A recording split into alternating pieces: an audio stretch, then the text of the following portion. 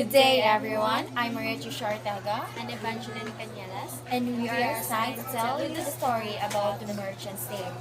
We're going to discuss the plot summary, Character analysis, symbols, themes, literary devices, and the reflections. So, I am going to tell you a story, and this story is all about the Merchant's Tale. The Merchant's Tale is a story about an elderly knight who marries a young peasant in Geoffrey Chaucer's The Canterbury Tales, written between 1387 and 1400s. The Canterbury Tales is comprised of 24 poems narrated as part of a storytelling contest between a group of pilgrims traveling from London to Canterbury to visit the shrine of St. Thomas a Becket. Like many of the poems, The Merchant's Tale uses humor to address the complex issues surrounding the institution of marriage. So the merchant follows the clerk by announcing that he knows all about weeping and wailing caused by marriage. In fact, if his wife married the devil himself, she would weep and wail louder than he. He has been married 2 months and has hated every minute of it. But since he cannot tell his own story, he says he will tell another one. So the Merchant's Tale is about a knight named January who have lived for 60 years without a wife. One day, however, he decided to marry. He called for his friends and asked them to find him a wife no older than 20, who would do whatever he wanted. His friends got into a lengthy list of arguments for and against marriage, but the core of argument is between Placebo and Justinus. Placebo tells January to marry a young wife exactly as his plan. Justinus cites Seneca and argues that January should be more thoughtful than he should choose one closer to his own age. Then January chooses his bride, a young woman named May, and they are married. And then Venus, the goddess of love, laughs at the wedding to see that January, an old man, has become one of her knights. They drink lots of spice wine and then go to bed, where the married couple has sex until dawn, although the narrator notes that young May finds her old husband fairly useless in bed. At the wedding, everyone is happy except Damian, January's squire. Damian is madly in love with May and writes her a love letter telling her so, which she keeps in a silk bag inside his shirt. One day, when May goes to tell the squires that her husband is not feeling well, Damian slips the love letter to May. She reads it, then tears it up and throws it in the toilet so it cannot be discovered. She writes a love letter back to Damian and slips it under his pillow. As the time goes by, January's age catches up to him, and he became almost totally blind. January's house had a lovely garden in which January would frequently have sex with his young wife, much to the consternation of Damian, who wanted to be able to sneak into the garden to see May. Damian makes a secret copy of the key to the garden and hides there in a pear tree. When January and May enter the garden, May offers to climb the pear tree to get a pear for her husband, then hoists herself into the tree and begin having sex with Damian. Suddenly, January's sight returns to him.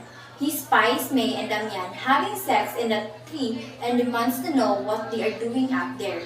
May says that she has heard the best way to restore January's sight is to struggle with a man in a tree. When January points out that they are not struggling, they are having sex. May says that he is not seeing clearly yet.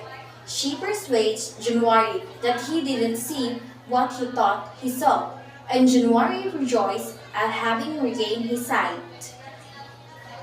As the tale ends, the host prays aloud that God will keep him from such a deceitful wife, but he stopped himself from telling more stories about his own wife, fearing that one of the pilgrims will tell on him.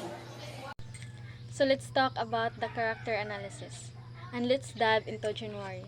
January symbolizes the foolishness that can come with age and naivety. His blindness is more than just physical, it represents his ignorance of his wife's true nature. Can you imagine being completely oblivious to what's happening right under your nose? And now, on to May, a truly complex character. She embodies youthful desire and cunning. With her sharp mind, she skillfully manipulates situations to pursue her affair with the man. It's fascinating to see how she plays the game of love, isn't it? And then here's Damian, the embodiment of youthful passion and ambition. He's willing to deceive to chase after what he wants. His character raises questions about the lengths we go to for our desires. Would you take such risk? And finally, we have Placebo and Justinius. These two characters offers contrasting perspectives of marriage itself. They highlight societal views and shine a light on the folly of January's choices. It's a thought-provoking commentary on relationships, don't you think? So now let's talk about the symbols. The garden. Imagine a breathtaking oasis, but beneath it's a beautilized a web of deceptions. This is where May and Damian's secret affair blossoms, an enchanting backdrop for the third intrigue. Blindness. January's blindness is not just physical, it's a powerful metaphor for his ignorance. His blissful, unaware, and May's betrayal in his own vulnerabilities, showcasing how love can sometimes blind us to the truth. The tree. Picture a tree that stands tall, a silent witness to whisper of desire and secrecy. It's here that May and Damian's affair takes a root, symbolizing the hidden passion that thrives in the shadow.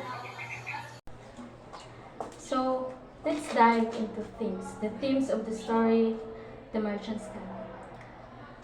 1. Deception and betrayal. At the heart of our story, this theme reveals just how easily trust can be twisted and manipulated. It makes us question, how well do we really know those we love? And then marriage and fidelity. These themes dives into the sometimes hilarious, sometimes heartbreaking realities of married life. It challenges our perceptions of loyalty and the complicities that come with commitment. And then there's age versus youth of January and May. We explore the stark contrast between youthful desires and the limitations of old age. It's a clash that raises questions about what we truly want at different stages of life. And the nature of love. Nature of love invites us to ponder the sincerity of love itself. What drives attraction? What holds loyalty? It's a fascinating exploration of dynamics that shapes our relationships. Literary devices. Irony. Imagine the stark contrast between January's unwavering trust and the shocking reality of May's betrayal. It's a twist that keeps us on our toes. Allegory.